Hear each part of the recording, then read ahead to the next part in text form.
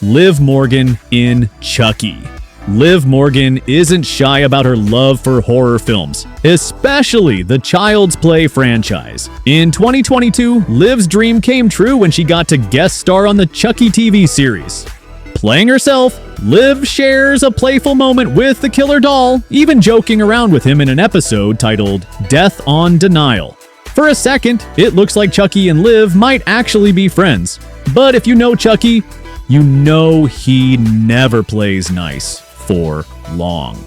In a shocking twist, Chucky stabs Liv right in the chest on screen, killing her. WWE fans erupted on social media. Some loved it, others hated seeing Liv killed off, but either way, it made headlines. Michael Cole even cheekily referenced it on SmackDown, proving that Liv's horror cameo blurred the lines between wrestling and mainstream horror in the best way possible. Big Show in Vendetta 2015 action thriller Vendetta, he stepped into one of his darkest. Show plays Victor Abbott, a brutal criminal who gets revenge on a detective by killing his pregnant wife. It's a disturbing premise that sets the tone for the entire film. Detective Mason Danvers, played by Dean Kane, then deliberately gets himself locked in prison to exact revenge. The climax is chaos. A prison riot erupts, guards and inmates collide, and of course Mason faces off against the towering Big Show. He's a giant, but even giants fall. Like Goliath in the Bible, Big Show ultimately meets a violent end at the hands of the much smaller man.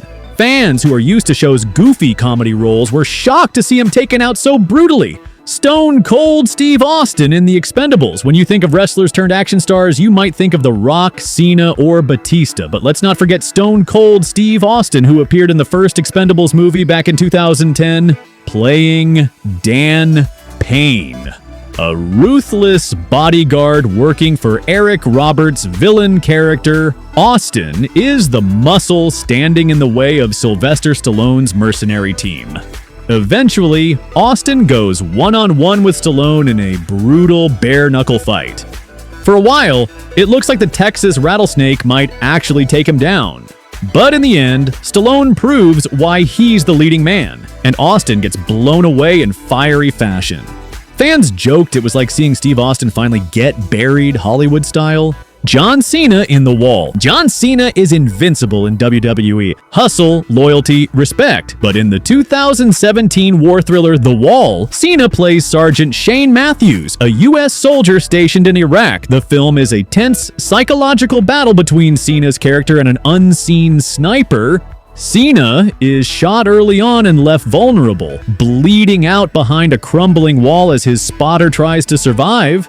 In heartbreaking fashion, Cena makes a final attempt to escape, but the sniper finishes the job.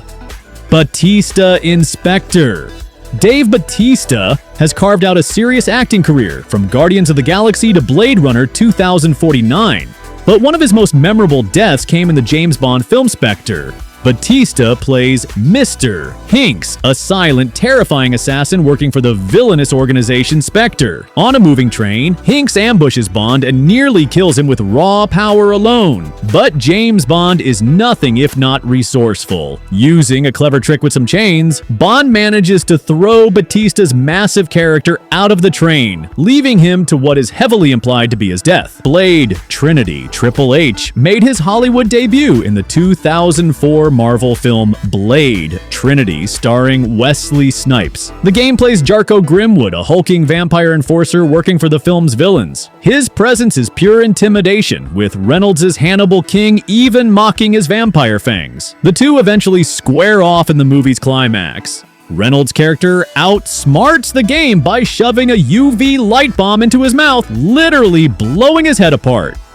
Seth Rollins in Armed Response. Not to be outdone by his mentor Triple H, Seth Rollins also made his movie debut in 2017's Armed Response.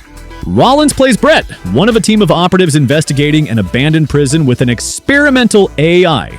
Naturally, things go south. The AI begins to manipulate the team, and Rollins turns on his fellow soldiers. In true Monday Night Messiah fashion, he dominates the fight scenes. But in the end, the AI turns against him and kills him in gruesome fashion. It was poetic justice that the so-called architect was undone by his own creation. Trish Stratus in Gridlock. WWE Hall of Famer Trish Stratus also met her end on screen in the 2015 action film Gridlock. Playing Gina, a member of a SWAT team, Stratus at first seems like one of the heroes, but it's revealed she's secretly working with the villains, leading to a brutal betrayal. In a tense fight scene, Gina nearly chokes out Dominic Purcell's lead character, but in the end, she gets shot dead. Fans of Trish were heartbroken to see their favorite diva gunned down, even if it was just fiction. The Miz and WWE cast in the Marine series. The Marine franchise has been a breeding ground for WWE stars. While John Cena kicked off the first film, The Miz took over from the fourth movie onwards. In the Marine 4 Moving Target, The Miz's character faces mercenaries, including one played by Summer Rae. Naturally, Summer meets a violent end in battle. Things escalate in the Marine 5 Battleground, where The Miz faces off against an entire biker gang made up of WWE names like Curtis Axel, Heath Slater, Bo Dallas, and Naomi. One by one, Miz takes them all out in increasingly brutal fashion. Naomi falls in a knife fight. Axel gets axed, Heath Slater meets a literal neck breaker, and Bo Dallas takes a fall in a construction site brawl. By the end, Miz has taken out half of his own WWE locker room on screen. In the Marine 6 Close Quarters, Becky Lynch joined the fun as the villain. Lynch's final fight with Shawn Michaels and The Miz ends with her being taken down by the showstopper himself. For WWE fans, it was surreal to see Becky die on screen while she was simultaneously one of WWE's top stars, Dolph Ziggler in Countdown. Dolph Ziggler starred in WWE Studios Countdown in 2016, playing a cop trying to stop a terrorist threat. While Dolph doesn't actually die in the film, there's a harrowing scene where he's held at gunpoint with his life hanging by a thread.